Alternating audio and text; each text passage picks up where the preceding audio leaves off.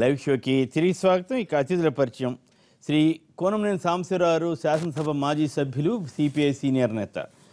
శ్రీ అద్దేపల్లి శ్రీధర్ గారు AP BJP senior నేత. శ్రీ గండ్ర వెంకటరమణారెడ్డి గారు కాంగ్రెస్ పార్టీ సీనియర్ నేత, మాజీ చీఫ్ విప్, అలాగే శాసన మండలిలో కూడా సభ్యులుగా ఉన్నారు.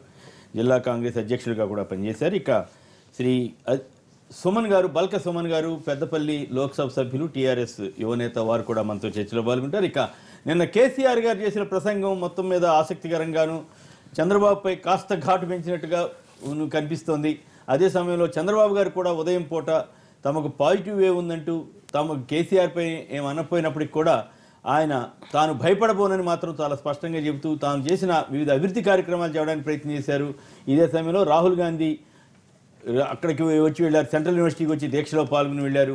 సో ముందుగా కేసీఆర్ వర్సెస్ చంద్రబాబుదే ఎక్కువగా నిన్నంతా హడావుడి నడిచింది. కాబట్టి గండ్ర వెంకటరమణారెడ్డి గారు కేసీఆర్ స్పీచ్ని, అట్లాగే చంద్రబాబు గారి మాటల్ని, కాంగ్రెస్ పార్టీ వైఖరిని, వీటి మీద విశ్లేషిస్తారు. గండ్ర గారు, నిన్న ఎన్నికల ప్రచారం ఇంకొక 10 గంటలు అయితే 8-10 గంటల్లో అయిపోయే సందర్భంలో ఒక రోజు ముందు కేసీఆర్ గారు మీటింగ్. ఆ మీటింగ్లో ఆయన స్కీమ్స్, ఆయన ఏం విజన్ ఉంది అదేదని చెప్పడం జరిగింది. కానీ ఎక్కువగా టార్గెట్ చంద్రబాబు గారిని ఉద్దేశించి చేయడం, బీజేపీని కూడా పరోక్షంగా దత్తాత్రేయని కూడా ఉద్దేశించారు.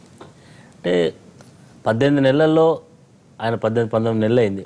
కొత్తగా ఈ రాష్ట్రంలో ఒక్క ఆసరా పథకం తప్ప కొత్తగా వచ్చినటువంటి స్కీమ్స్ ఏంలో కానీ నేను భవిష్యత్తులో చేస్తా, ఇది నా విజన్, ఈ రకంగా నా కళ ఉంటుంది అనేటువంటి కళలు ప్రజలకు చూపించే ప్రయత్నం చేశాడు. కానీ ఇప్పటివరకైతే చేసింది చెప్పుకోవడానికి పెద్దగా ఏం లేదు. అది ఆయన రాజకీయ ప్రసంగం గతంలో ఏ పద్ధతుల్లోనైతే ఉందో అదే పద్ధతుల్లో మాట్లాడుతూ చంద్రబాబును ఆఖరికి ఎలా తీసుకొచ్చాడంటే, ఇంట్లో ఈయన చెప్తున్న భార్య ఊడింది కాడికి తీసుకొచ్చి ఆయనే అన్నాడు, భువనేశ్వరి ఓటు కూడా మాకే వేస్తుంది, మా వదిన మంచిది, మా మాట వేస్తుంది అంటే ఇంక అర్థం ఆఖరికి చంద్రబాబు గారి ఇంట్లో ఓటు కూడా నాకే వస్తుంది అనేటువంటి మాట గ్రామాల్లో అంటారు.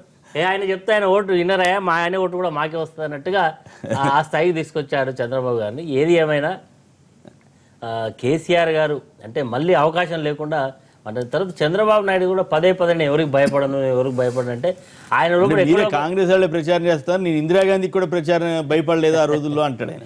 సరే, ఇందిరాగాంధీకి ఇందిరాగాంధీ ఆయన నిజంగా ఇందిరాగాంధీ బతుకున్నప్పుడు కాంగ్రెస్ పార్టీలోనే ఉన్నాడు. ఆయన మంత్రి అయింది కూడా. అంటే ఎన్టీఆర్ ప్రభుత్వ పతనం అప్పుడు ఆయన కూడా యాక్టివ్గా ఉన్నాడు కదా, అప్పుడేం ఇందిరాగాంధీ ఆయన జోలికి రాలేదంట. అది సరే, ఇప్పుడు చెప్పుకుంటేప్పుడు పెద్దోళ్ళ పేరు చెప్తాను, ఇందిరాగాంధీ భయపడలే, రాజీవ్ గాంధీ భయపడలే, ఆయన కూర్చొని ఎవరు భయపడడం కంటే ఎక్కువ ఈరోజు నిజంగా వాళ్ళకి భయపడలేదు. కానీ ఇప్పుడైతే ఒక రకమైన భయం అయితే ఆయనను వెంటాడుతున్నట్టుగా, మరి ఆయన మనసులో నుంచి వచ్చినటువంటి మాట, నేను ఎవరికి భయపడను అనేటువంటి మాట చెప్పడం అనేది అవసరం లేదు.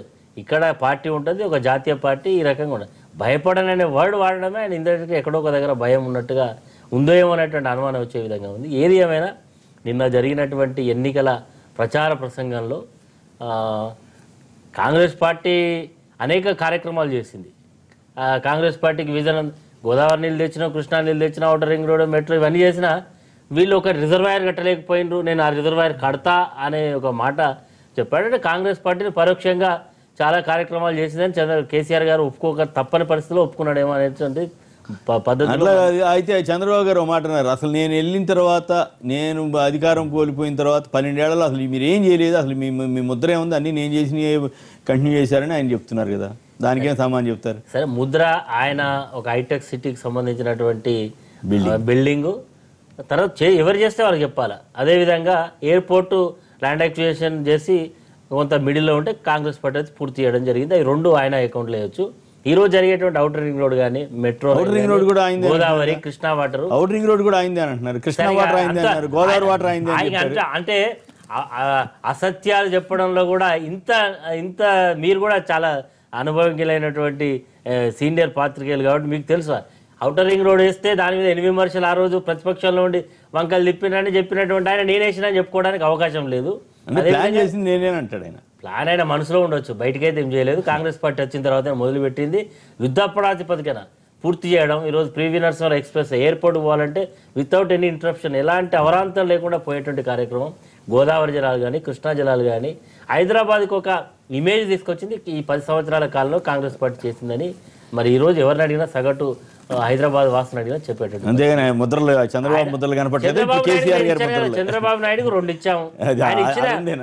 ఆ 2 కాకుండా ఆయన చేసింది ఏమున్నది? ఇంకేం రైట్. సాంబశివరావు మీరు చెప్పండి, ఎవరి ముద్రలు ఎట్లా ఉన్నాయి, ఏం కదా, మీ పరిస్థితి ఏంటి?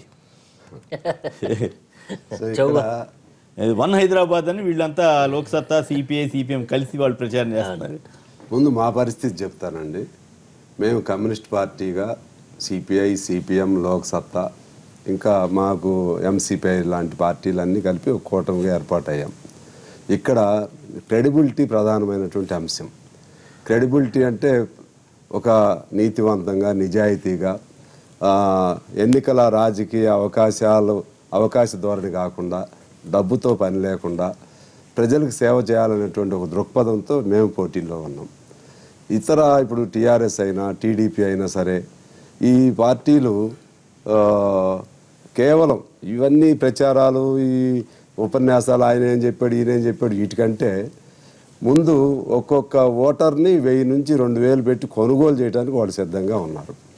అంటే మొత్తం డబ్బులు తీసుకున్న వాళ్ళంతా ప్రభావితం అవుతారని కాదు, కానీ ఖచ్చితంగా ఆ ప్రభావం 1000 రూపాయలు పలుకుతుంది రేటు. 1000 నుంచి 2000. ఇక ఆ ఏరియా, ఆ లొకాలిటీ ఎగ్జాక్ట్లీ. ఈ పరిస్థితుల్లో అంటే అంతకుముందు అసెంబ్లీకి ఇచ్చేవాళ్ళు, ఇప్పుడేమో వార్డులు తగ్గినాయి కదా, పరిధి తగ్గింది. కాబట్టి జనరల్గా ఎట్లా వచ్చిందంటే ఇక్కడ దానిలో గెలవగలిగితే ఆ తర్వాత ఇంతకంత సంపాదించుకోవచ్చు అని చాలా మందికి వీళ్ళు కూడా పెట్టిన వాళ్ళని ఎవరిని పెడుతున్నారు పోటీలో? ఆయన క్యారెక్టర్ ఉందా, మంచి వ్యక్తి, అవన్నీ చూసి పెట్టట్లేదు. ఎవరైతే డబ్బులు పెట్టగలుగుతారో ముందు అవన్నీ అంచనాలు వేసి వేరే వ్యక్తిని పెట్టిన వాళ్ళు కూడా మార్చి మళ్ళీ డబ్బులు ఉండేవాడిని తీసుకొచ్చి పెడుతున్నారు. అంటే అర్థం ఏంటి? నువ్వు ఇప్పుడు ఖర్చు పెట్టుకుంటే చాలా ఆదాయం అని గెలిస్తే ఈ ప్రాంతంలో. సో అందుకని ఈ స్థితిలో మేము గర్వంగా ఉన్నాం. గెలుస్తాం ఓడతామని కాదు, కానీ ఒకే పార్టీగా ఒకే సిద్ధాంతంతో నమ్మిన బాటలో నడుస్తా ఉన్నాం. మేము కెపాసిటీ. మీ నారాయణ గారు చెవి కోసుకోవాలంటే సిద్ధంగా ఉండమన్నాడు కేసీఆర్ గారు, నేను చెప్పారు. మీ దృష్టికి వచ్చిందా రాలేదు? వచ్చింది. చెవి కోసుకోవాలి, రెడీగా ఉండమనండి. మళ్ళీ ఆసుపత్రికి తీసుకెళ్తాను, మళ్ళీ మనుషులు పెట్టుకోవాలి. కేసీఆర్ గారు తల కోసుకుంటే అదేంది మధ్యలో మా నారాయణ గారు చెవి. మీ నారాయణ గారు కూడా ఉత్తి మాట చెప్పాడు. అడితే కాదు కదా, మా నారాయణ గారు చెప్పిన దానిలోనేమో రియాలిటీ ఉంది, కేసీఆర్ గారు చెప్పిన దానిలోనేమో అన్రియాలిటీ ఉంది. కారణం ఏంటంటే దళితుడికి ముఖ్యమంత్రిని చేస్తా, లేకపోతే నా తల కోసుకుంటా. ఎన్ని 100 సార్లు చెప్పుంటాడు. ఏ అంశం వచ్చినా అది అవ్వకపోతే నా తల తెగి. రేపు సపోజ్ నిజంగానే టీఆర్ఎస్కి ఒకవేళ వచ్చినాయి అనుకోండి, ఇండిపెండెంట్కి 75 వచ్చినాయి అనుకోండి, అప్పుడు నారాయణ గారు చెవి ఎవరు బాధ్యత వహిస్తారు? అది కదా, చెవి కోసుకోవాలంటే ఆయన చెవి కోసుకుంటా అన్నాడు కదా. అవునండి, నేనేది ఏంటంటే ఇండిపెండెంట్గా 77 రావాలి కదా, 77, 78 రావాలి కదా. 77, 78 వస్తే మాకు నారాయణ గారు మేము ముందు పెడతాం. ముందు పెడతాం వస్తే ఏదన్నా కానీ అవసరం అనుకుంటే ఆయన మాట వెనక్కి తీసుకుంటాడా ఏదన్నా కానీ. రాకపోతే ఏంటి చెప్పండి, మీరు చెప్పండి. రాకపోతే వాళ్ళు సుమన్ గారు చెబుతారు, మీరు కాదు కదా, అడగండి. పోనీ పలాంటి రాకపోతే ఆయన తలకాయన్న తీయాలి. లేకపోతే వాళ్ళు చెప్పినట్లుగా రాజకీయాల నుంచి అన్న వాళ్ళు కొడుకు చెప్పారు, కూతురు చెప్పారు, రకరకాల ఫిగర్స్ చెప్పారు, వాళ్ళు వెనక్కన్నా పోవాలి. సో ఇది మాకు సంబంధించింది. రెండో అంశం ఏంటంటే ఇవాళ ప్రజలు ఈ నాయకులను కానీ రాజకీయ పార్టీలను కానీ విశ్వాసంలో తీసుకునే పరిస్థితి కనపడట్లేదు. కాంట్బట్ కండిషన్ రాజకీయాల చుట్టూ ప్రజాస్వామ్యంలో ఉన్నాం కాబట్టి నడుస్తుంది. కారణం ఏమంటే ఎవరు వచ్చి ఉపన్యాసం చెప్పినా ఇది మొత్తం మేమే చేసామని చెప్తున్నారు. దీని స్పిల్ ఓవర్ వర్క్స్ అంటారు. ఇప్పుడు నుంచో కంటిన్యూస్ ప్రాసెస్. ఇది 400 సంవత్సరాలదండి ఇది. అట్లా చంద్రబాబు గారు ఏమంటున్నారు, అసలు నా ముద్ర తప్పితే అసలు హైదరాబాద్ లో ఇంక వేరే వాళ్ళ ముద్ర లేదంటున్నాడు. అవే కేసీఆర్ గారు ఏమో అసలు నీ ముద్ర ఏంటి, రక్త ముద్రలు అంటాడు ఆయన. ఏది కరెక్ట్? నేను అనేది ఇద్దరు తప్పు అంటున్నా. ఇద్దరు తప్పే.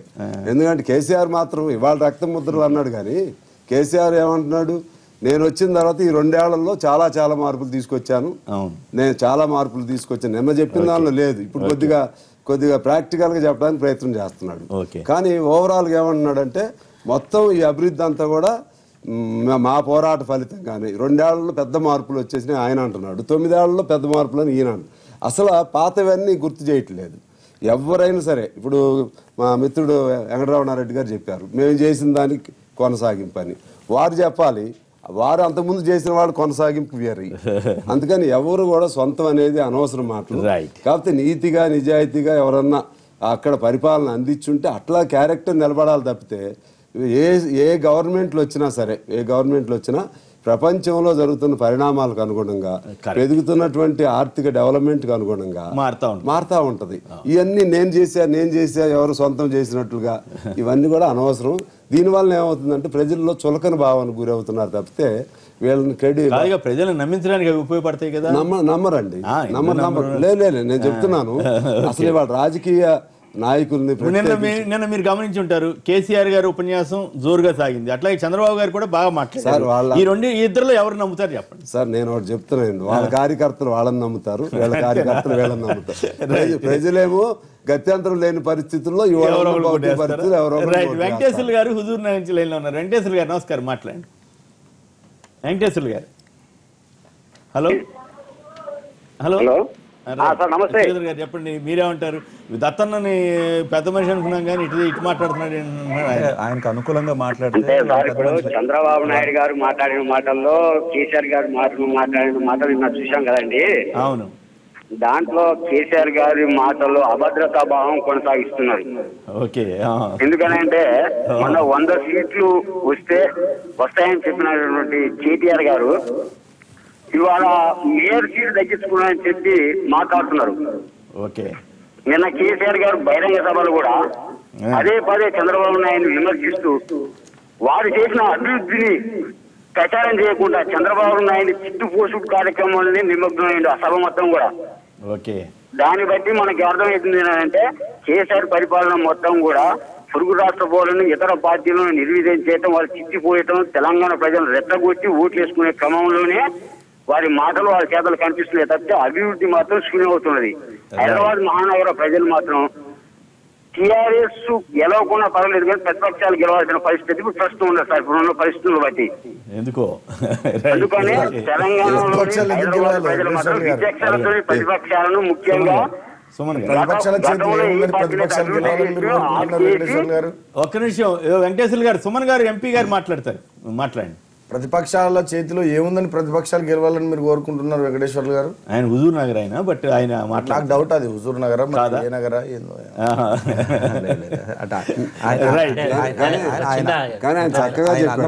ఆయన అన్న మాటలో నిజం ఏంటంటే కేటీఆర్ గారు మొదట ఏమన్నారు, ఏకదం 100 గెలుస్తా ఉన్నారు. ఆ తర్వాత ఏమన్నారు, ఈ ఏదైతే నామినేషన్ ఎక్స్ ఆఫీషియో మెంబర్స్తో గెలుస్తా ఉన్నారు. దీంతో పాటు కేసీఆర్ గారు ప్రెస్ మీట్లో డైరెక్ట్గా ఏమన్నారని ఎంఐఎంతో మేము గెలుస్తా ఉన్నారు. అంటే అక్కడికక్కడికే తగ్గుతూ వచ్చింది. నిన్న మీటింగ్లో కేసీఆర్ గారు ఓపెన్గా మాట్లాడవలసిన విషయాలు ఏవైతే మాట్లాడకుండా పాత విషయాలే మళ్ళీ తిరగదోడి మాట్లాడడం. ఇప్పుడు ఇంతమంది ఉన్నారు, నాన్నకు ప్రేమతో అని సినిమా వచ్చింది, నిన్న కొడుకు ప్రేమతో లాగా ఆయనకి మున్సిపల్ అడ్మినిస్ట్రేషన్ ఇస్తానన్నారు. అరే ఇంతమంది మహిళా ఎమ్మెల్యేలు ఉన్నారు, ఒక మినిస్టర్కి ఇస్తానని చెప్పి ఇంతమంది 50% బీసీ రిజర్వేషన్ ఉంది, బీసీఏ మహిళలు ఉన్నారు, అమ్మాయిలు ఎంతోమంది పోటీ చేస్తున్నారు, వాళ్ళందరినీ వాడుకుంటున్నారు తప్ప రిప్రజెంటేషన్కి వచ్చేటప్పటికి మినిస్టర్ ఇవ్వడానికి వచ్చేటప్పటికి ఎక్కడ లేదు స్పందన.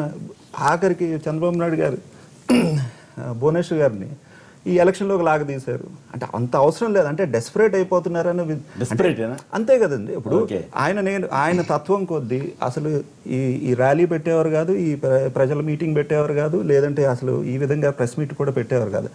వాళ్ళకి ప్రజాదరణ దూరం అయ్యారని వైఎస్ఆర్ని కలుపుకుని అంతే కదండి ఓపెన్. ఎందుకనంటే వైఎస్ఆర్ పార్టీ కానీ పోటీ చేసి ఉంటే సీమాంధ్ర కానీ రాయలసీమ కానీ ఆ ఓట్లు స్ప్లిట్ అయ్యి ఆ ఓట్లు కొంచెం అటు ఇటుగా పోటీ చేసినప్పుడేమో ఎందుకు పోటీ చేశారు అని ఇప్పుడేమో ఇక్కడ ఎందుకు పోటీ అడుగుతున్నారా? అదే ఇప్పుడు ఆ రోజు ఖమ్మంలో కానీ వైఎస్ఆర్ కానీ పోటీ చేయకపోయిన ఉంటే టీఆర్ఎస్ గెలిచే వాళ్లే కాదు. వాళ్ళు అంటే ఎట్లా పార్టీ ఎవరికి మద్దతు ఇవ్వాలనేది అది వారి ఇష్టమే. అదే అంటున్నాను. ఇప్పుడు అక్కడ రాజకీయం అలా చేశారా, ఇక్కడికి వచ్చేటప్పటికి ఏంటంటే మేము బాగా డెవలప్ అయిపోయాం, ప్రజాదరణ బాగా పెరిగిపోయిందని అని ఇంప్రెషన్ తో వైఎస్ఆర్ చేసిన వాళ్ళు ఇప్పుడు చేయాలి కదా ఇంప్రెషన్ ఉన్నారు కాబట్టి తిట్టారు కదా, టీఆర్ఎస్ కోసం పోటీ చేశారు, తిట్టారు కదా. ఆ విషయానికి అది కరెక్ట్ అయింది. ఈ విషయానికి వాళ్ళ లాజిక్ ప్రకారంగా వైఎస్ఆర్ కాంగ్రెస్ వాళ్ళు పోటీ చేయకపోవడం వల్ల మీరు ఓడిపోతారా ఏంటంటే? మేమేం ఓడిపోవట్లేదు అంటే ఇప్పుడు టీఆర్ఎస్ ఉపయోగపడటం వల్ల ఉపయోగపడతారని అంటున్నారు. మార్జిన్ తగ్గుతారు తప్ప వారు అనుకున్న 70 కానీ 50 కానీ 30 తగ్గుతాయి. ఒకటి. రెండోది ఏంటంటే ఎంఐఎంతో టైప్ ఉన్నది సీఎం గారు ప్రెస్ మీట్ లో చెప్పేశారు, మేము వాళ్ళు తీసుకుంటాను. అంటే సహజంగా ఎంఐఎం ఎప్పుడు కూడా ఏ పార్టీ పవర్ తో ఆ పార్టీతో టైఅప్ ఆ 30-40 ఎందుకు ఆయన హైదరాబాద్ రోడ్లు నేను ఊడ్చుకుంటాను, ఏపీలో అన్ని రోడ్లు అక్కడ ఊడ్చుకోమని చెబుతున్నాడు, మీరేం చెబుతారు? అంటే చంద్రబాబు నాయుడు గారు అంటే he can dare to dream అండి. ఇప్పుడు నిన్న ఒలింపిక్స్ నేను కండక్ట్ చేయగలను అమరావతిలో, అది నిజంగా హాస్యాస్పదం. ఈరోజు నీకు తలా తోక లేదు, క్యాపిటల్ కట్టలేవు, అది ఇది అని 10 మంది అలా అంటున్నప్పుడు కూడా 30,000 ఎకరాలు తీసుకుని ఒక క్యాపిటల్ స్టార్ట్ చేయడానికి చేస్తారు. He's dare to dream.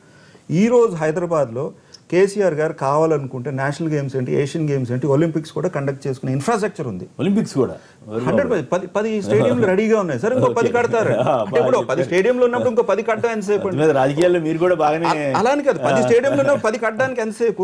ఇప్పుడు ఇలాంటి ఇంటర్నేషనల్ ఎయిర్పోర్ట్ భారతదేశంలోనే ఎక్కడ లేదు. ఢిల్లీకే దిక్కులేదు, మీరు హైదరాబాద్ అమరావతికి కూడా తీసుకెళ్లి చేస్తారు మిత్రమా. అంటే అలానే కాదు, మీకు స్కోప్ ఉన్నది కదా చెప్తామంటే చెప్పండి, అంటే నేను అనేది ఒలింపిక్స్ మన ఇండియాకి వచ్చినాయి ఇంతవరకు రాలేదు. మరి ఎవరైనా అడగాలి కదా, ఇప్పుడు అడిగి మనం ఇండియన్ ఒలింపిక్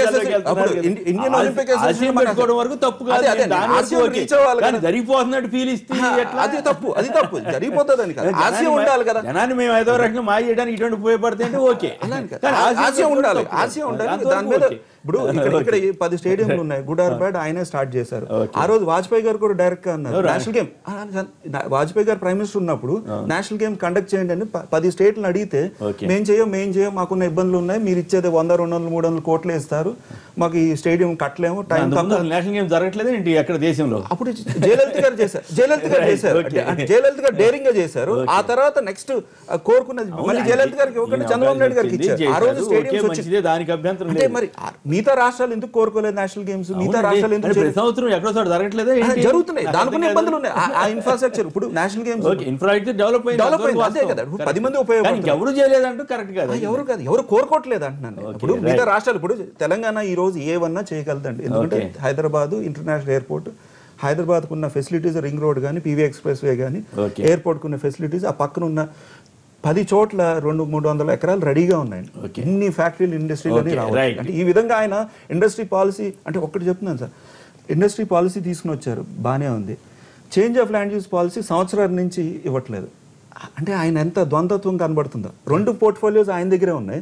ఇండస్ట్రీస్ వరకు change of land use allow చేస్తారు, మిగతా చేంజ్ ఆఫ్ ల్యాండ్ సంవత్సరాల నుంచి పెండింగ్ ఉన్నారు. అంటే అదే చెప్తున్నాను. ఆయన చెప్పండి, నిన్న చంద్రబాబు గారు మొత్తం ముద్రంతా నాదేనంటే, మీ కేసీఆర్ గారు ఏమో ముఖ్యమంత్రి గారు మొత్తం ఆ ముద్రలో ఈ ముద్రలోనే ఆయన విమర్శించారు. మొత్తం కొంచెం ఘాటు పెంచినట్టున్నారు, కానీ మొత్తం మీద ఏమిటి మీ విశ్లేషణ చెప్పండి. డెఫినెట్ అండి, చంద్రబాబు నాయుడు గారిని ఇప్పుడు మీరు చెప్తా ఉన్నారు, శ్రీధర్ గారు అదే పెద్ద నిర్మాత, మొత్తం హైదరాబాద్ అంతా వారే చేసేసారు అనే రేంజ్లో చెప్తా ఉన్నారు. ఈ బిల్డప్ ఆంధ్ర ప్రాంతానికి చెందినటువంటి తెలుగుదేశం నాయకులు ఎక్కిస్తారు, తెలంగాణ తెలుగుదేశం నాయకులు ఎక్కిస్తారు. ఇలా విచిత్రంగా బీజేపీ నేత వీరు, బీజేపీ నాయకులు కూడా ఈ మధ్య చంద్రబాబు నాయుడుని ఎత్తుతా ఉన్నారు. మరి ఎందుకు ఎత్తుతున్నారో ఏందో మాకు కూడా అర్థమైంది స్ట్రాటజీ. కొంతమంది బీజేపీ నాయకులు ఏమో చంద్రబాబు రుణమాఫీ చేస్తలేడు, చంద్రబాబు అది చేస్తలేడు, ఇది చేస్తలేడు అని కొంతమంది మాట్లాడుతున్నారు. కొంతమంది ఏమో మీరు మాట్లాడేది నేను ఒక్క విషయం కూడా మాట్లాడు, కొంతమంది ఏమో ఎత్తుతా ఉన్నారు. సరే, ఎంత ఎత్తినా చంద్రబాబు నాయుడిని చాలామంది ఎత్తుతూనే ఉన్నారు, మేము చిన్నప్పటి నుంచి చూస్తూనే ఉన్నాం. హైదరాబాద్ను ప్రపంచ పటంలో నేనే పెట్టిన, హైదరాబాద్ను ఈ స్థాయిలో అభివృద్ధి చేసిన, ఆ స్థాయిలో అభివృద్ధి చేసిన అని చెప్పి మాట్లాడే చంద్రబాబు నాయుడు స్వతహాగా హైదరాబాద్ చుట్టూ ఉన్నటువంటి పరిస్థితులు, హైదరాబాద్కు ఉండేటటువంటి అనుకూలమైనటువంటి వాతావరణం, దానివల్ల హైదరాబాద్ అభివృద్ధి అయింది. అదే ఇంటర్నేషనల్ ఎయిర్పోర్ట్ కట్టినామని అంటున్నారు, ఇక్కడ ల్యాండ్ లేకపోతే మీరు ఎడికెళ్ళి కడతారు, అదే నా మాట నేనేమంటున్నా, చెడు అంటలే నేను. డెఫినెట్గా ఇందాక వారు చెప్పినారు, డెవలప్మెంట్ అనేది ప్రాసెస్లో భాగంగా జరిగిపోతూ ఉంటుంది. ఏ ప్రభుత్వం వచ్చినా పని చేయాల్సిందే. గతంలో తెలుగుదేశం చేసింది, కాంగ్రెస్ చేసింది, ఇప్పుడు టీఆర్ఎస్ చేస్తుందని వారు చెప్తా ఉన్నారు. కాదంటలే. సో ఆ ప్రాసెస్లో భాగంగా ఇంటర్నేషనల్ హైదరాబాద్కు రావాలి. చెప్పండి, కేసీఆర్ గారి ఉపన్యాసాన్ని చూసి జనం ప్రభావితం అవుతారా? చంద్రబాబు గారి ముద్రలను చూసి జనం, ఆయన చెప్పిన ముద్రలు, ఆయన చెప్పినట్లుగా ఆయన మాటలు విని జనం ప్రభావితం అవ్వాలా? మీరు కేసీఆర్ గారి నిన్నటి ఉపన్యాసాన్ని పూర్తి స్థాయిలో ఇంకా విశ్లేషించినట్టు లేరు. విశ్లేషిస్తే మనకు వాస్తవం ఏందని అర్థమవుతుంది. నిన్న మధ్యాహ్నం చంద్రబాబు నాయుడు గారు మాట్లాడిన ప్రెస్ మీట్లో కానీ, 2-3 రోజులు వారి ప్రచారంలో కానీ, అంతకుముందు లోకేష్ గారి రోడ్ షోలలో కానీ వారు చెప్పింది ఏంటంటే, హైదరాబాద్ను మేమే అభివృద్ధి చేస్తాం, హైదరాబాద్ను ప్రపంచ పటంలో పెట్టిందే మేము, అసలు మేము లేకపోతే హైదరాబాద్ ఏమైపోతుందో, అసలు మా తాత, మా నాన్న, నేను కాబట్టి హైదరాబాద్ ఇవాళ ఇట్లుంది అనే రేంజ్లో లోకేష్ గారు మాట్లాడారు. సరే, వారు ట్విట్టర్లో ట్వీట్లు చేస్తుంటారు, మొన్న రోడ్ షోలలో బయటకు వచ్చి మాట్లాడారు. చంద్రబాబు నాయుడు గారు కూడా అంతే. అసలు హైదరాబాద్ అంటేనే నేను కదా, నేనంటేనే హైదరాబాద్ కదా అనే రేంజ్లో వారు మాట్లాడారు. కాబట్టే అసలు హైదరాబాద్కు వీళ్ళకున్న సంబంధం ఏంది, హైదరాబాద్లో వీళ్ళు చేసినటువంటి ఘనకార్యాలు ఏందన్నది నిన్న కేసీఆర్ గారు చెప్పారు. సో దాంతో కమ్యూనిస్టులు మరి కాంగ్రెస్ పార్టీ వాళ్ళు కూడా గతంలో పోరాటం చేసి ఆ పోరాటాలు వాళ్ళు కూడా ఉన్నారు. బషీర్బాద్ చౌరస్తాలో కాల్పులు జరిగిన సంఘటన అది అందరికీ తెలుసు. అవన్నీ నిన్న కేసీఆర్ గారు గుర్తు చేశారు. ప్రజలు ఏది మర్చిపోరు, అన్ని వారికి గుర్తుంటాయి. ఎవరికి ఏ స్థానం అప్పచెప్పాలో ప్రజలకు బాగా తెలుసు. ఇవన్నీ గుర్తు చేస్తూ కేసీఆర్ గారు ఒక మాట చెప్పినారు, ఆంధ్రప్రదేశ్లో మీకు అధికారం ఇచ్చారు, మీరు అక్కడ పని చేసుకోండి. ఊడ్చుకోండి అన్నారు. అంటే ఊడ్చుకోవడం అంటే పని చేసుకోవడం సార్. ఎట్లా మరి తెలంగాణలో ఏమంటాం, మా బజార్ మేము ఊడ్చుకుంటాం, నీ బజార్ నువ్వు ఊడ్చుకుంటారు. తెలివిగా నేను కూడా ఇక్కడ ఊడ్చుకుంటాను అన్నాడు అనుకోండి. తెలంగాణలో అదే అంటారు సార్. మనతో ఎదుటి వాళ్ళు ఘర్షణ పడుతున్నప్పుడు నీ పని నీకుంది నువ్వు చేసుకుని, నా పని నాకుంది చేసుకోవడానికి ఏమంటాం అంటే, నా బజార్ నేను ఊడ్చుకుంటే నీ బజార్ నువ్వు ఊడ్చుకుంటారు గారు ఓటేస్తారని చెప్పారు. ఎందుకు సీఎం గారి స్థాయిలో చెప్తారని వారు ఖండించారు. ఇప్పుడు మరి అట్లా భువనేశ్వర్ గారు ఓటు మీకు పడదంట. ఇప్పుడు ఏం రాంగ్ ఇంటర్ప్రిటెంట్ చేస్తున్నారు. కేసీఆర్ గారు మాట్లాడింది నిన్న సభ అంతా నేనే ప్రిసైడ్ చేసిన. కేసీఆర్ గారు మాట్లాడింది ఏంటంటే, మీరు ఇక్కడ ఉండట్లేదు, మీరు ఉంటున్నదంతా విజయవాడలో, ఇక్కడ ఏం జరుగుతుందో మీకు తెలుస్తలేదు. ఇక్కడ మేము మంచిగా కరెంట్ ఇస్తున్నాము, శాంతి భద్రతలు మంచిగా ఉన్నాయి, నీళ్లు మంచిగా ఇస్తున్నాము. ఇక్కడ ఉన్నటువంటి మిగతా ప్రాంతాల నుండి వచ్చినటువంటి వాళ్ళు, మిగతా రాష్ట్రాల నుండి వచ్చినటువంటి వాళ్ళు కూడా మంచిగా ఉంటున్నారు. మా వదిన భువనేశ్వర్ కూడా ఆనందంగా ఉంది, ఆమె కూడా ఓటు మాకు వేస్తుంది. అట్లా మాట్లాడిరు తప్పితే వేరే రకంగా మాట్లాడారు. మళ్ళీ దాంట్లో ఏదో మనం కొడుగుడ్డులో బొక్కలు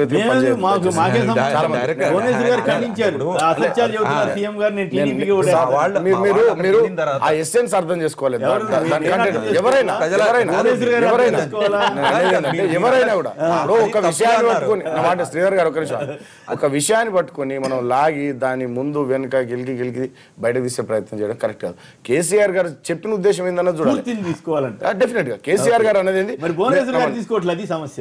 ఓకే, అది వారి ఇష్టం.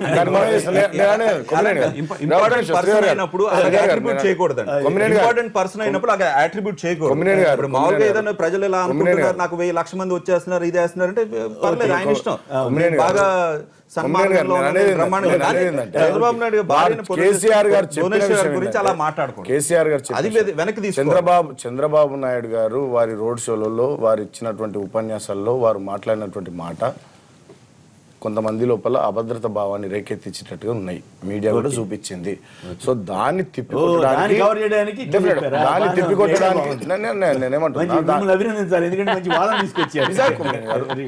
మాట్లాడినా మాట్లాడలేరు చంద్రబాబు నాయుడు గారు. ఆయన మాట్లాడారు.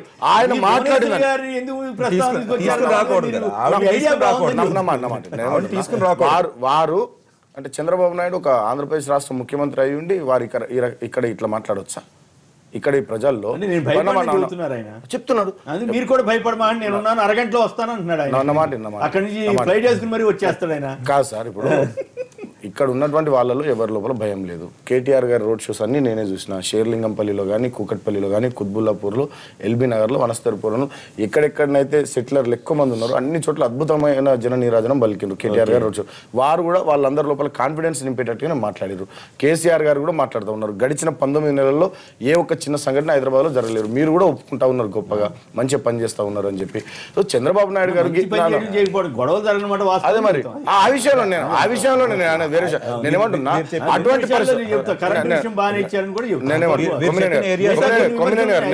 నేనేమంటున్నా, అయినప్పటికీ ఇంత మంచి వాతావరణంలో అందరూ మంచిగా ఉంటున్నటువంటి తరుణంలో ఈ జిహెచ్ఎంసీ ఎన్నికల్లో కొన్ని ఓట్ల కోసం చంద్రబాబు నాయుడు లాంటి వ్యక్తి వచ్చి అట్లా మాట్లాడడం కరెక్ట్ కాదు.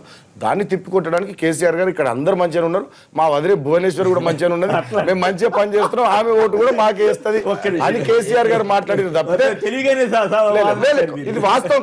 నేను ఉన్నా కదా, ధైర్యం మమ్మల్ని మాట్లాడాను చెప్పండి క్రాస్ టాక్ మీరు చెప్పేది అంటే విషయం ఏందనేది బయటకు పోవాలి జనాలు.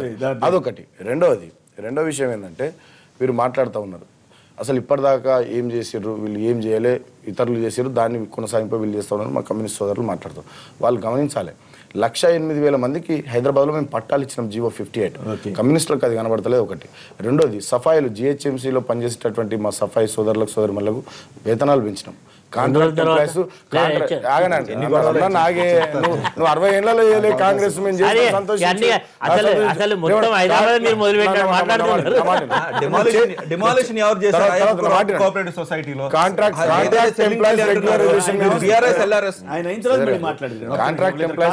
కాంట్రాక్ట్ ఎంప్లాయీస్ రెగ్యులరైజేషన్ చేస్తా ఉన్నాం.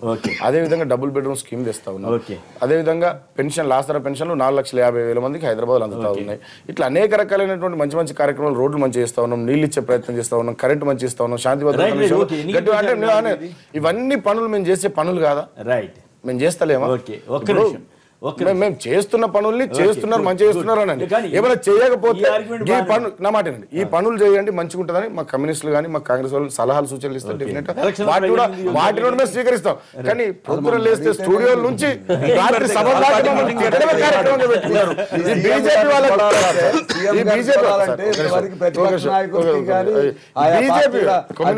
అవకాశం లేదు.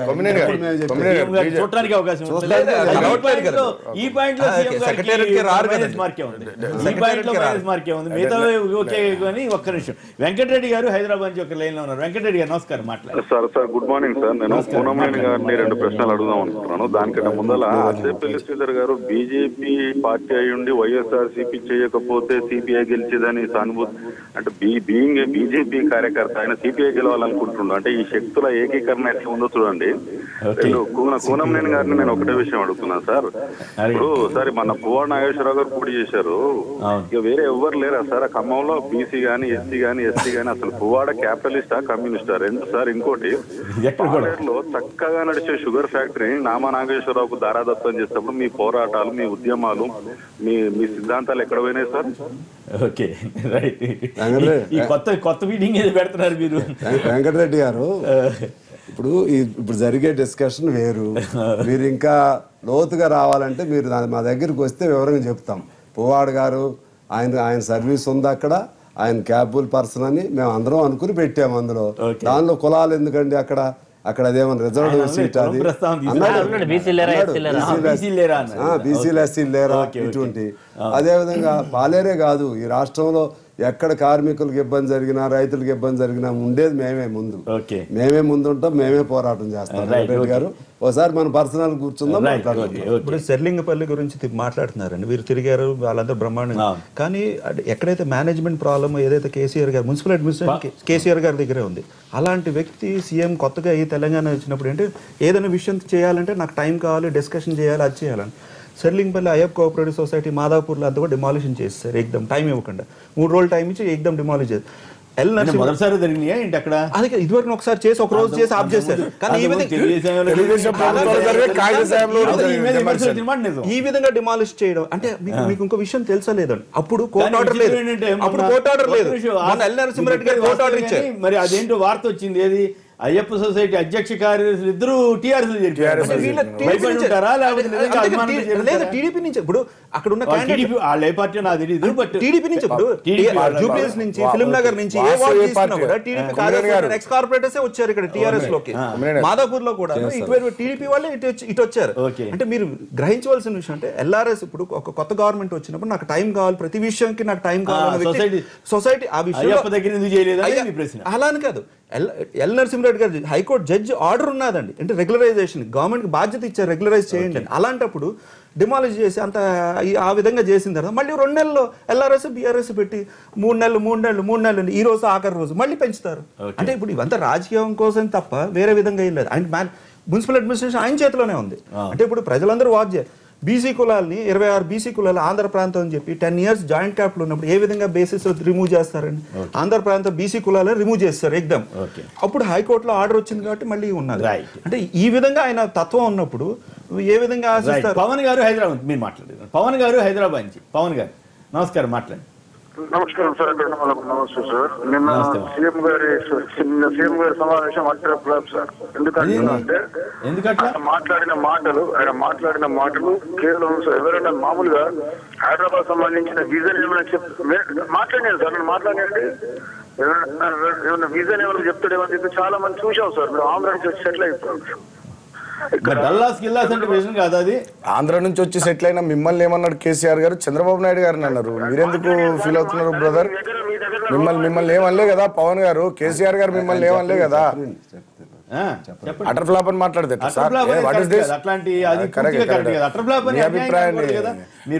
చంద్రబాబు నాయుడు గారిని కేసీఆర్ గారు అనడం మీకు నచ్చలేదా? అది చెప్పండి, అది చెప్పండి డైరెక్ట్. చంద్రబాబు నాయుడు గారు అభిమానం చెప్పండి. రైట్. పైగా అందులో మిగతా విషయాలు ఎట్లా ఉన్న ఉపన్యాసాల విషయంలో వచ్చి కేసీఆర్ ని మనం ఎక్కడ తక్కువ అంచనా వేయగలుగుతాం మిత్రమా? అది ద్వేషం ఉండొచ్చు కానీ అది విద్వేషంగా మారకూడదు. ఒక్క నిమిషం, ఇంకొకరు కాలర్ లైన్ లో ఉన్నారు. హలో హలో నమస్కారం అండి, మాట్లాడండి సార్. నాగేంద్ర అండి, నాగేంద్ర గారు మాట్లాడండి ప్లీజ్. సార్, రాజశేఖర రెడ్డి గారు బతుకున్నప్పుడు అయితే కన్న తల్లికి పిరిగడు అన్నం పెట్టేది వాడు, పిన తల్లికి బంగారు గాజు కోసారు ఒక రెగ్యులర్ గా వాడేవారు అన్నమాట. అయితే తన సొంత రాష్ట్రంలో చంద్రబాబు నాయుడు స్పెషల్ స్టేటస్ తెచ్చుకోలేని వాడు, బీజేపీ మిత్రపక్షంతో బీజేపీలో స్పెషల్ స్టేటస్ తెచ్చుకోలేని వాడు హైదరాబాద్ పెంతల్లి హైదరాబాద్ లో ఏం చేస్తాడని చంద్రబాబు నాయుడు. కానీ ఈ డైలాగ్ కోసం కేసీఆర్ గారు చెప్తారని చాలా వెయిట్ చేశాం కానీ ప్రజెంటేషన్ కొద్దిగా తగ్గిందండి. ఎందుకంటే మరి సెటిలర్స్ నొప్పించకూడదు ఉద్దేశంతో కేసీఆర్ గారు కరెక్ట్ గా మాట్లాడలేదని నాకు అనిపిస్తుంది. వాళ్ళ తెలుగుదేశం వాళ్ళైతే లోకేష్ గారి నుంచి చంద్రబాబు గారి నుంచి కటువుగా మాట్లాడారు. వాళ్ళకంటే అట్లా కాదులే, వాళ్ళు చంద్రబాబు గారు అంత కటువుగా మాట్లాడిన, ఆయన పాజిటివ్ గా ఆయన చేయదలుచుకుని చెప్పారు తప్పితే కొంచెం కేసీఆర్ గారు మరీ ఘాటుగా మాట్లాడలేదు, కొద్ది ఘాటు పెంచారు అంత తప్పితే మరీ ఘాటుగా పెంచారని అనడానికి వీల్లేదు. అయితే ఇక్కడ ఇంక ఇంట్రెస్టింగ్ విషయం ఒకటి చెప్పాలి మీకు. ఇప్పుడు అయ్యప్ప సొసైటీలో ఇల్లు కూల్చారు, డ్యామ్ డూమ్ అంటున్నారు కదా. తెలుగుదేశం పార్టీ నాయకులు చాలామంది వెళ్ళి వివేకానంద రెడ్డి ఇల్లు కోల్చమని అడిగారు అప్పుడు. మరి అప్పుడు అది కూడా అదేది కాంగ్రెస్ గవర్నమెంట్ ఉన్నప్పుడు మరి అయ్యప్ప సొసైటీలోదే కదా. మరి అప్పుడు అట్లా అడిగారు, మొత్తం ఆఫ్ చేశారు. ఆఫ్ చేసిన తర్వాత హైకోర్టు అది కూడా అక్రమ నిర్మాణం. సమాధానం చెప్పాలి. ఇప్పుడు కాంగ్రెస్ ఇప్పుడు కోల్చడం తప్పు, ఇప్పుడు కోల్చొద్దు అంటున్నారు, అప్పుడు కోల్చమన్నారు. అది కూడా మరి తప్పే కదా. అప్పటికి కోర్టు ఆర్డర్ లేదు, ఎవరిదైనా తప్పే కదా. అప్పుడు కోర్టు ఆర్డర్ లేదండి, కోర్టు ఆర్డర్ వచ్చింది. కోర్టు ఆర్డర్ క్లియర్ గా గవర్నమెంట్ కి ఏం చెప్పిందంటే ఈ అయ్యప్ప కోఆపరేటివ్ సొసైటీ ఇప్పుడు అక్రమ నిర్మాణాలని ఉండాలా వద్దా? అక్రమ నిర్మాణాలు రాజకీయ పార్టీలు ప్రోత్సహిస్తాయా ప్రోత్సహించవా? రాజకీయ పార్టీలు అధికారంలో ఉన్నప్పుడు ఒక రకంగా, అధికారం లేనప్పుడు ఒక రకంగా పాలసీ. అంటే హైకోర్టు ఆర్డర్ వచ్చిందండి. ఆర్డర్ ఏమొచ్చిందంటే ఈ ల్యాండ్ అంతా కూడా సర్ప్లస్ ల్యాండ్ కింద డిక్లేర్ అవుతుంది, ఇది గురుకుల్ గట్కేశ్వర ట్రస్ట్ కు వస్తుంది. సో ఈ రిజిస్ట్రేషన్స్ అన్ని తప్పు. కానీ ఇప్పుడు ప్రజలందరూ రిజిస్ట్రేషన్ చేసి ఇల్లులు కట్టుకున్నారు కాబట్టి వీలైనంత రెగ్యులరైజ్ చేయండి. 1. నెంబర్ 2, వీళ్ళందరి దగ్గర డబ్బులు కలెక్ట్ చేసి గవర్నమెంట్ మళ్ళీ వేరే చోట గురుకుల్ గట్కేశ్వర ట్రస్ట్ కి ల్యాండ్ ప్రొవైడ్ చేయండి అని చెప్పాలి. రాజశేఖర్ ఉన్నప్పుడు కొంత అగ్రిమెంట్ అది కూడా అయింది కదా, అయిన తర్వాత మళ్ళీ అయిపోయింది కదా హైకోర్టు ఆదేశాలు. ఆ తర్వాత ఆయన లేరు కదా, రోసయ్య గారు వచ్చారు, కిరణ్ కుమార్ రెడ్డి గారు, ఆ తర్వాత కేసీఆర్ గారు. ఇంకా లిటిగేషన్ ఏదో వచ్చినట్టుంది కదా. కొమ్మినేని గారు నేను అనేది ఏంటంటే ఇక్కడ భారతీయ జనతా పార్టీ అయినా తెలుగుదేశం పార్టీ అయినా సహజంగానే జిహెచ్ఎంసీ ఎన్నికల్లో ఏ పార్టీ అయినా మేము ఏం చేస్తామో చెప్పుకొని ఓట్లాడగాలి. మా సోదరులు ఇద్దరు 2 పార్టీలు, తెలుగుదేశం పార్టీ ఏమో ఆంధ్ర ప్రాంతం నుంచి వచ్చినటువంటి వాళ్ళని రెచ్చగొట్టి ఓట్లు లాక్కునే ప్రయత్నం వాళ్ళు చేస్తున్నారు. భారతీయ జనతా పార్టీ ఎంతసేపు మజ్లీస్ను బూచిగా చూపెట్టి మతాన్ని రంగంలోకి దించి ఓట్లు తెచ్చుకోవాలనేటటువంటి ఆలోచన వీళ్ళు చేస్తున్నారు. అది కరెక్ట్ కాదు. మేము ఎంతసేపటికి పాజిటివ్ క్యాంపెయిన్ మేము చేస్తూ ఉన్నాం.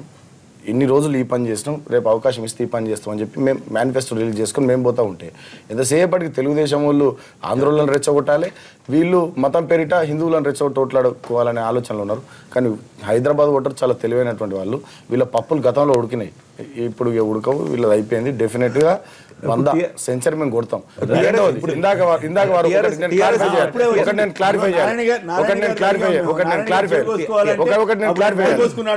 కొమ్మినేని గారు నేను క్లారిఫై చేయాలి ఒకటి 2 విషయాలు. నారాయణ గారిని మేమేమనలే, నా మాటినండి, నారాయణ గారే అన్నారు. నారాయణ గారు అన్నదానికి కేసీఆర్ గారు ప్రతిస్పందించారు ఒకటి. రెండోది వీరు మాట్లాడుతున్నారు కేటీఆర్ గారు, శ్రీధర్ గారు ఇందాక ఫస్ట్లో మాట్లాడినారు. కేటీఆర్ గారు మాట మార్చారు, ఫస్ట్ 100 అన్నారు, తర్వాత మేయర్ అన్నారు. కేటీఆర్ గారి మీట్ ద ప్రెస్లో కేటీఆర్ గారి పక్కన నేను కూర్చున్నా. వారు అన్ని సర్వేల్లో మాకు అనుకూలమైనటువంటి ఫలితాలు రాబోతూ ఉన్నాయి, 100 సీట్లు వస్తాయని చెప్పి అన్ని సర్వేలు చెప్తా ఉన్నాయని చెప్తూ గ్రేటర్ హైదరాబాద్ ఎన్నికల ప్రచార బాధ్యత టీఆర్ఎస్ పార్టీ తరపున నేను చూస్తా ఉన్నా.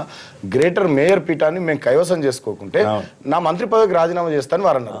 దాన్ని రాంగ్ ఇంటర్ప్రిటేషన్ చేసి కేటీఆర్ 100 అన్నాడు అని వీళ్ళు మాట్లాడతారు. అంటే నేను అనేది మేము ఒకటి శ్రీధర్ గారు కేసీఆర్ గారే క్లియర్ గా చెప్పారు, దాంట్లో వెనుకపోయేది లేదు. మీరు మతాన్ని వాడదలుచుకుంటే వాడుకోండి, మేము వెనుకపోయేది లేదు. మీరు అక్కడ జగన్ సపోర్ట్ తీసుకుంటున్నారు, జగన్ సపోర్ట్ తీసుకున్న వైఎస్ఆర్ తీసుకుంటున్నారు, మమ్మల్ని ఎందుకంటారు?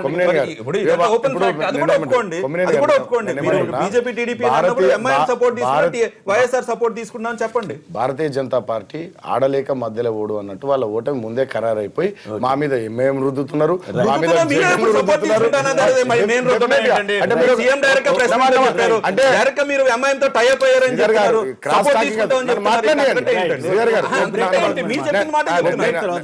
కొమ్మినేని గారు ఒకటి వరణ నేను చెప్పాను.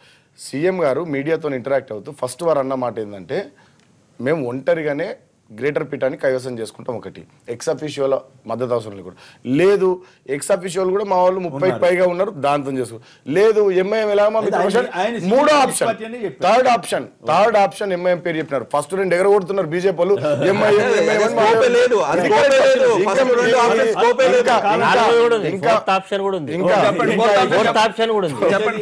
వేరే పార్టీలో గెలిచి కూడా తీసుకునే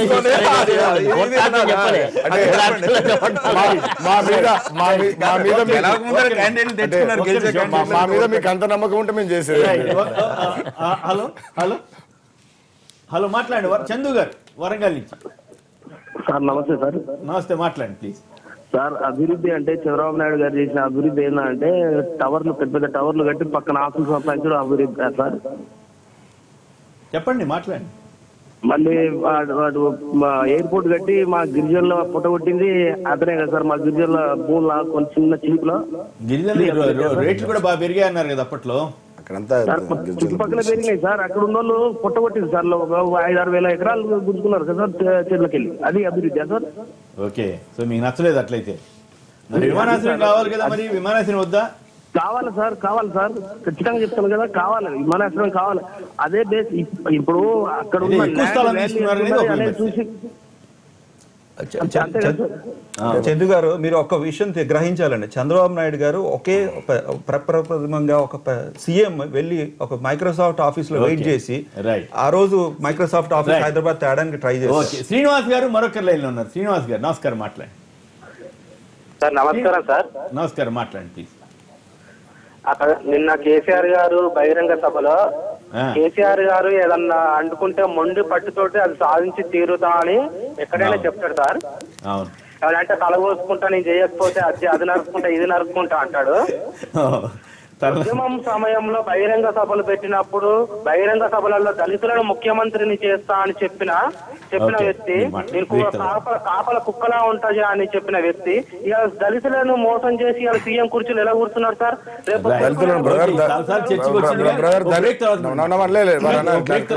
దళితులను ఏం కేసీఆర్ గారు మోసం చేయలేదు బ్రదర్. టీఆర్ఎస్ పార్టీలో ఉన్న మాలాంటి దళితులమంతా మీరే ముఖ్యమంత్రి ఉండండి అని చెప్పినాం, యునానిమస్ గా తీర్మానం చేసినాం, ప్రజలందరూ యాక్సెప్టెన్స్ వచ్చింది.